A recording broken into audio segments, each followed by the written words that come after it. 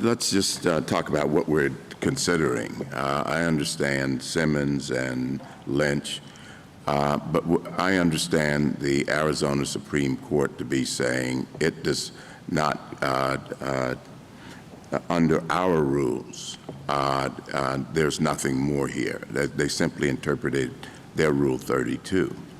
How do we get from that interpretation of their rule to a federal issue? Right. Each of these three arguments, Justice Thomas, are things this court has used before to get to the federal issue. So first, with respect to novelty, if a state enacts a procedural rule that is only about state law, but it is a barrier to federal claims or is novel in some way, this court time and again, starting with Justice Holmes in 1904, going to this court's much more recent decisions, have said that it's got to be firmly established and regularly followed. And that's so for two reasons. One is, if it's a novel rule, it might be discriminating against federal rights, and that's a tell. The other is that you have to provide fair warning to the defendant, and the case law talks about both. And in case after case, Your Honor, this court has done exactly that on novelty. So that's the first point.